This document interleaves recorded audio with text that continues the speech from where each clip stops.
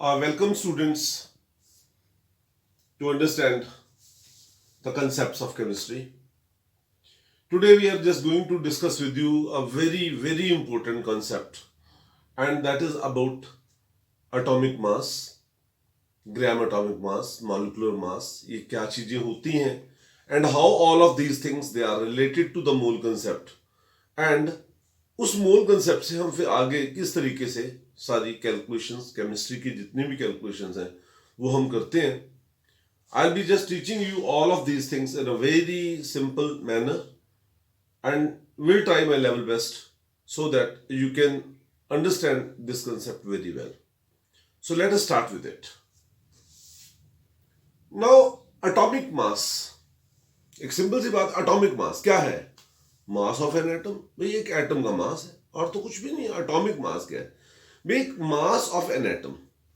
देखिए, this is atomic mass is a physical quantity. एक physical quantity है. तो यू माइट बी नोइंग कि किसी भी फिजिकल क्वांटिटी को मेजर करने के लिए हमें दो चीजों की जरूरत होती है. एक होता है यूनिट और एक क्या होता है? नंबर. एक क्या होता है? यूनिट और एक क्या होता है? नंबर. अब जैसे अगर मैं यूनिट की बात करूं तो देखिए, atom is very small. Atom बहुत छोटा होता है, इसलिए इसका जो मास का जो मैग्नीट्यूड होगा वो बहुत बहुत बहुत स्मॉल होगा. तो देयरफॉर हमें एक छोटी यूनिट चाहिए, एक स्मॉलर यूनिट चाहिए टू एक्सप्रेस इट्स मास. और वो जो यूनिट है वो कौन सी हमने डिराइव की? AMU. आपने लोअर क्लास में पढ़ा होगा. इसको नाम बोलते हैं एटॉमिक मास यूनिट. और इसे सिंपल IUPAC ने बोला कि इसको हम सिंपली U से भी रिप्रेजेंट कर सकते हैं. where U is nothing else but is termed as unified mass. क्या इसे नाम देते हैं? यूनिफाइड मास. अब बात ये कि ये यूनिट क्या है. मैं आपको एक बात बताता हूं. There are two things. दो क्वांटिटीज होती हैं. एक क्वांटिटी क्या होती है? जो एब्सोल्यूट होती है. एब्सोल्यूट का मतलब जैसे अगर मैं कहूं मेरे हाथ में एक पेन है, 1 एब्सोल्यूट नंबर. लेकिन एक क्वांटिटी जो होती है वो क्या होती है? Reference quantity, reference unit. Reference क्या होता है? अगर जैसे मैं कहूं, देखिए कि ये जो लाइन है, ये मैंने ऐसे लाइन ड्रॉ की है. मैं अगर ये कहूं भी ये लाइन छोटी है तो ये मेरा कहना बिल्कुल गलत होगा. बिल्कुल गलत होगा. अगर मैं इस बात को ये कह दूं भाई फिर ये लाइन लंबी है तो ये कहना भी मेरा बिल्कुल गलत होगा. तो then what is right? Right क्या है? अगर मैं कहूं ये लाइन इस लाइन के कंपैरिजन में लंबी है, ये जो रेड वाली मैंने शो की, इस लाइन के कंपैरिजन में ये लाइन छोटी है. और एक और मैं कह दूं भाई ये जो लाइन लगाई है मैंने, ये ब्लैक लाइन के कंपैरिजन में ये लाइन बड़ी है, लंबी है. इसका मतलब ये हुआ कि किसी चीज का भारी होना, लंबा होना, छोटा होना, ये क्या होता है? It is with reference to anything. जैसे अगर हम डिस्टेंस की बात करते हैं, मैं कहता हूं दिल्ली दूर है ना?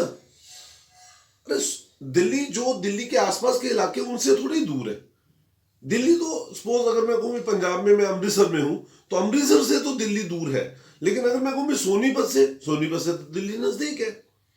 मींस जब भी हम ऐसी किसी भी चीज की बात करते हैं तो हमें उसको हम बोल तो ऐसे जाते हैं दिल्ली दूर है या ये चीज दूर है, ये नजदीक है. लेकिन उसका एग्जैक्ट कहने का ये मतलब होना चाहिए, ऐसे होना चाहिए दिल्ली करनाल से दूर है लेकिन सोनीपत से नजदीक है. जब मैं कहता हूं दिल्ली करनाल से दूर है तो मेरा रेफरेंस पॉइंट क्या आ गया? Karnal. Is that clear to you? ठीक है. ऐसे ही अगर मैं क्या कहूं भाई ये लाइन इस लाइन से लंबी है लेकिन इस लाइन से छोटी है. या अगर मैं ये कह दूं भाई अगर मैं इस वाली लाइन को रेफरेंस लाइन बना लूं, ये वाली लाइन रेफरेंस लाइन बना लूं, तो मैं कहूं ये वाली लाइन इस लाइन से छोटी है और ये लाइन इस लाइन से लंबी है. तो ये मेरे पास क्या आ गया? रेफरेंस. तो जब हम किसी भी फिजिकल क्वांटिटी को with refer to a standard measurement measure करते हैं तो उस यूनिट को हम रेफरेंस यूनिट का नाम देते हैं. और ये जो रेफरेंस यूनिट है ये क्या है? इसको हमने क्या बोला भाई, इसमें जो हमने यूनिट फिक्स की वो क्या है, AMU, एटॉमिक मास यूनिट, या simply you means unified mass, reference unit है ये। तो अब ऐसे कि रेफरेंस, जैसे मैंने यहां पर इन लाइनों की बात आपके साथ की, और मैंने कहा ये जो लाइन है, ये लाइन, ये रेफरेंस लाइन है इन दोनों की। तो इसका मतलब ये हुआ कि इसमें, इसके लिए भी तो हमें कोई रेफरेंस लेना होगा, और इसके लिए जो रेफरेंस हमने जो चूज किया शुरू में, इनिशियली शुरू में पहले हाइड्रोजन चूज किया और फिर बाद में क्या चूज किया, ऑक्सीजन। लेकिन जब मैं हाइड्रोजन को या ऑक्सीजन को as a standard reference choose करके एटम के मास को फाइंड आउट करता हूं, तो तब ये जो वैल्यू है वो एटॉमिक मास की, वो मोस्टली किस में आती है, फ्रैक्शंस में आती हैं। तो उस प्रॉब्लम को सॉल्व करने के लिए हमने एक और रेफरेंस लिया, और वो रेफरेंस था कौन सा, कार्बन। रेफरेंस कौन सा था, कार्बन। लेकिन यू शुड बी नोइंग कि जो कार्बन है, कार्बन तो डिफरेंट आइसोटॉप्स में एग्जिस्ट करता है, और वो कौन कौन से आइसोटॉप्स होते हैं कार्बन के, वो होते हैं C612, ये मेन आइसोटॉप होता है। इसके अलावा दो और भी होते हैं, C613 और C614, ये भी होते हैं, ये आइसोटॉप्स होते हैं। तो मींस कहने का मतलब ये हुआ कि ये जो एक हमारे पास जो आइसोटॉप है, कौन सा, C612 है ना, ये हमने स्टैंडर्ड रेफरेंस आइसोटॉप लिया। ये हमने क्या लिया, स्टैंडर्ड रेफरेंस आइसोटॉप, और इसका मास हमने कितना फिक्स कर दिया, 12 AMU। कितना फिक्स कर दिया, 12 AMU। तो इसको हम लोग, अगर इसका मास, इसके एक एटम का मास 12 AMU है, तो then what is 1 AMU। Simplified way में वैसे मैं अगर कहूं भाई, अगर ये कोई ऑब्जेक्ट है ना, ये एक ऑब्जेक्ट है, उसका मास है 12 ग्राम सपोज, तो फिर 1 ग्राम क्या हुआ, इसके मास का 1/12 पार्ट, ठीक है ना। तो इसीलिए मैंने क्या बोला कि जैसे कार्बन का जो मास है वो क्या है, C612, इसका जो मास हमने क्या फिक्स किया, ये फिक्स किया है क्या, 12 AMU, स्टैंडर्ड रेफरेंस फिक्स कर दिया। तो then what is 1 AMU, 1 AMU क्या है, 1 AMU या 1 unified mass, 1 unit unified mass is 1/12 of mass of an atom of C612। मतलब कार्बन नहीं बोलना, इट इज C612, क्योंकि कार्बन अगर हम बोलते हैं that is a broader term which may include C613 and C614 also. कोशिश करते हैं कि हम प्रॉपरली समझ लें कि एटॉमिक मास की डेफिनेशन क्या है। जैसे अभी मैंने आपको बताया कि कार्बन C612 का एटॉमिक मास हमने फिक्स किया क्या, 12 AMU। तो 1 AMU क्या हुआ, 1/12 of mass of an atom of C612, ठीक है, ये 1 AMU हो गया। ओके, अब अगर मैं कहूं कि सोडियम का जो मास है वो क्या है, 23 AMU है, तो इसका मतलब क्या हुआ, सोडियम का जो एक एटम है, सोडियम का जो एक एटम है, that is 23 times heavier than this mass. Sodium का जो एक एटम है वो 23 टाइम्स, 23 गुना भारी है देन किससे, 1 AMU। और 1 AMU क्या है, 1/12 ऑफ मास ऑफ C612। इसका मतलब क्या हुआ, अगर जैसे सोडियम का तो ये हो गया, अगर मैं कहूं सल्फर का होता है 32, इसका मतलब सल्फर का एक atom is 32 times heavier than 1 AMU। अगर मैं कहूं क्या, नाइट्रोजन 14, तो नाइट्रोजन का जो एक एटम है उसका मास 14 टाइम्स हैवियर है देन 1 AMU। तो इसका मतलब ये हुआ कि अगर मैं ये कहूं क्या कि एटॉमिक मास क्या है, तो I will define atomic mass as this, क्या, atomic mass of an element. देखिए बहुत ध्यान से डेफिनेशन जब भी दें, बहुत ध्यान से, एटॉमिक मास किसका है, किसका होता है, एलिमेंट का, क्योंकि एलिमेंट के कॉन्स्टिट्यूटिंग पार्टिकल्स एटम्स होते हैं। तो मैं कहूंगा atomic mass of an element is number of times, कितने गुना भारी है ना, number of times an atom of that element heavier than किससे, 1/12 of mass of an atom of C612, मतलब 1 AMU। ठीक, तो दोबारा से बोलते हैं क्या, atomic mass of an element is number of times an atom of that element heavier than 1/12 of mass of an atom of C612। इसी तरीके से आपको ये पता होना चाहिए, देखिए कि जो मॉलिक्यूल्स होते हैं, कंपाउंड के कॉन्स्टिट्यूटिंग पार्टिकल्स क्या होते हैं, मॉलिक्यूल्स। मैंने आपको क्लासिफिकेशन ऑफ मैटर में ये बताया भी था। तो अगर मुझे मॉलिक्यूलर मास को डिफाइन करना हो तो मैं कैसे डिफाइन करूंगा, I will say that molecular mass of A compound, molecular mass of A compound is number of times a molecule of that compound heavier than 1/12 of mass of an atom of C612। Means उसमें सिर्फ ये कहना है, मतलब atomic mass of an element, ये क्या है, molecular mass of A compound, बस इतना फर्क है। उसमें क्या है, an atom of that element, यहां पे क्या है, मॉलिक्यूल ऑफ दैट कंपाउंड। तो आई होप सो कि आप इस डेफिनेशन को ध्यान से समझ लेंगे। बात आती है ये इस बात पे कई बच्चे बहुत कंफ्यूज हो जाते हैं, ग्राम एटॉमिक मास। मैंने अभी आपको ये बात बताई कि किसी भी फिजिकल क्वांटिटी को मेजर करने के लिए आपको दो चीजें चाहिए होती हैं, एक क्या होता है, नंबर, और एक होता है यूनिट। जैसे अगर मैं कहूं सोडियम का एटॉमिक मास कितना, 23 है, 23 है। अगर मैं कहूं सोडियम का एटॉमिक मास 23 है, तो क्या ये ठीक है? आप सोचोगे ठीक है, नहीं, ये गलत है। अगर मैं कहता हूं सोडियम का एटॉमिक मास 23 है, तो ये भाई 23 ग्राम है, किलोग्राम है, क्विंटल है, क्या है? 23 तो एक नंबर है, इसकी यूनिट क्या है? ओके, अगर मैं कहूं 23 AMU है, तो वो उसका क्या हो गया, एटॉमिक मास। लेकिन अगर मैं उसी नंबर को, जो उसका क्या है, एटॉमिक नंबर है, जो उसका क्या है, एटॉमिक नंबर नहीं, जो उसका एटॉमिक मास है, अगर मैं उसी नंबर को ग्राम्स में एक्सप्रेस कर दूं, भाई I have taken 23 grams of क्या, सोडियम, तो वो 1 ग्राम एटम ऑफ सोडियम हो जाएगा। कहने का मतलब ये हुआ, ग्राम एटॉमिक मास क्या होता है, mass of that element in grams, mass of that element किसमें, in grams, equal to its magnitude equal to its atomic mass. देखिए, जब तक आप इसके न्यूमेरिकल साथ साथ में नहीं करते, तब तक आप इस कंसेप्ट को समझ ही नहीं सकते।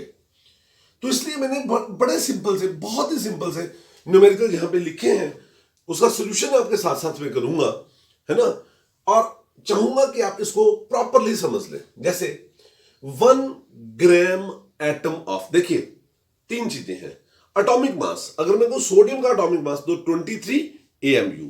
अगर मैं कहूं 1 ग्राम ऑफ सोडियम, तो 1 ग्राम ऑफ सोडियम तोल लो, 1 ग्राम सोडियम, ओके। और अगर मैं कहूं 1 ग्राम एटम ऑफ सोडियम, तो इसका मतलब ये हुआ सोडियम का एटॉमिक मास कितना होता है, 23। तो इसका मतलब अगर मैं सोडियम का 23 ग्राम्स ले लूं, तो वो 1 ग्राम एटम ऑफ सोडियम होगा। ऐसे 1 gram atom of carbon C612, तो इसका एटॉमिक मास कितना है, 12। तो मैंने क्या ले लिया, 12 ग्राम।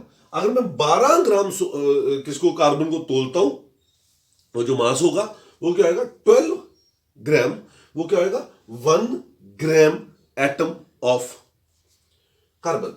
ऐसे 1 gram atom of nitrogen, nitrogen का एटॉमिक मास कितना है, 14, तो 14 ग्राम। 1 ग्राम एटम ऑफ से सिल्वर, सिल्वर का एटॉमिक मास होता है 108, तो मैं इसका क्या ले लूं, 108 ग्राम्स। अब जैसे, अब देखो सिंपल सी बात है, क्या, 2 ग्राम एटम्स ऑफ सोडियम। अब मुझे ये पता है 1 ग्राम एटम ऑफ सोडियम कितना है, 23 ग्राम्स, तो 2 ग्राम एटम ऑफ सोडियम किससे हो जाएगा, 23 इंटू 2 इज इक्वल टू कितना, 46 grams. 5 gram atoms of nitrogen, अभी मैंने ये बताया भाई 1 ग्राम एटम ऑफ नाइट्रोजन जो है वो 14 ग्राम है, 14 ग्राम है, तो ये कितना हो जाएगा, 14 into 5 is equal to 70 grams. 10 gram atoms of किसका, सिल्वर, आपको पता 1 ग्राम एटम ऑफ सिल्वर कितना, 108 ग्राम, तो 10 ग्राम एटम कितना हो जाएगा, 108 इंटू 10 इज इक्वल टू 1080 ग्राम। ठीक है, 1080 ग्राम जो है वो 10 ग्राम एटम ऑफ सिल्वर होंगे। इसका मतलब ये हुआ कि हम इसको, ये फॉर्मूला आप याद रखें, क्या, मास of an element in grams. अगर हमें किसी एलिमेंट का मास ग्राम्स में निकालना हो तो किसके बराबर होता है, number of gram atoms upon atomic mass. हाँ, आप इसको ऐसे भी कर सकते हैं, नंबर ऑफ ग्राम एटम निकालना हो तो मास अपॉन एटॉमिक मास। अभी इसके कुछ और न्यूमेरिकल्स मैं करवाऊंगा, तो then the things will become more clear to you. Gram molecular mass. अब यहां पर तो हम एटम की बात कर रहे थे, यहां पे मॉलिक्यूल्स की बात करेंगे, बस है कुछ भी नहीं है भाई। उस मॉलिक्यूल का आप क्या निकाल लो, मॉलिक्यूलर मास निकाल लो। जो उसका मॉलिक्यूलर मास आएगा उतने ग्राम्स अगर मैं उस सब्सटेंस का लेता हूं तो वो ग्राम एटॉमिक मास होगा। मींस कहने का मतलब when mass of that compound is expressed in the units of gram having magnitude equal to molecular mass. जैसे अगर मैं आपको ये कहूं 1 gram molecule of carbon dioxide, 1 gram molecule of carbon dioxide. बच्चों, कार्बन डाइऑक्साइड का मॉलिक्यूलर मास क्या है, कार्बन 12 और ऑक्सीजन कितना 16 इंटू 2 32, इसको कितना होगा 44। इसका ये होगा 44 कार्बन डाइऑक्साइड का मॉलिक्यूलर मास है। अगर मैं 44 ग्राम ऑफ कार्बन डाइऑक्साइड ले लूं तो क्या आएगा, it will be 1 gram molecule of carbon dioxide. ऐसे वाटर, आपको पता वाटर का मॉलिक्यूलर मास क्या है, 2 + 16 18 हो गया, है ना। तो 18 ग्राम, अगर मैं वाटर का 18 ग्राम लूं, मैंने गिलास में 18 ml वाटर ले लिया क्योंकि वाटर की डेंसिटी 1 होती है, तो इसलिए वो 18 ml 18 ग्राम ही होएगा ना। वो क्या, 1 ग्राम मॉलिक्यूल ऑफ किसका, वाटर। तो वाटर का 1 ग्राम मॉलिक्यूल कितना हो गया, 18 ग्राम्स, समझे। 1 ग्राम मॉलिक्यूल ऑफ ग्लूकोज। बच्चों, ग्लूकोज का फॉर्मूला होता है C6H12O6। तो इसका मास क्या आएगा, 6 इंटू 12 प्लस 12 प्लस 6 इंटू 16, ये कैलकुलेट करके 180। इसका मतलब 180 ग्राम अगर मैं ग्लूकोज का ले लूं, if I take 180 grams of glucose, तो क्या आएगा 1 ग्राम मॉलिक्यूल ऑफ ग्लूकोज। ऐसे अगर मैं 2 ग्राम मॉलिक्यूल ऑफ कार्बन डाइऑक्साइड, देखो आपको पता 1 gram molecule of carbon dioxide कितना, 44, तो 2 ग्राम मॉलिक्यूल कितना हो जाएगा, 2 इंटू 44 कितना हो गया 88 grams. 5 gram molecules of water, भाई 5 ग्राम मॉलिक्यूल, 1 ग्राम मॉलिक्यूल कितना है 18। आपको पता 1 ग्राम मॉलिक्यूल ऑफ वाटर 18 ग्राम, इसको कितना होगा 90 ग्राम्स।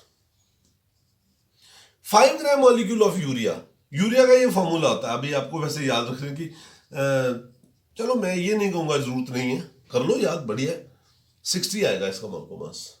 5 ग्राम मॉलिक्यूल है ना, इसका एटॉमिक मास कितना हो गया, मॉलिक्यूलर मास 60 AMU है ना। तो 1 ग्राम मॉलिक्यूल ऑफ यूरिया कितना हो गया 60 ग्राम, तो 5 ग्राम मॉलिक्यूल कितना हो गया 5 into 60 is equal to 300 grams.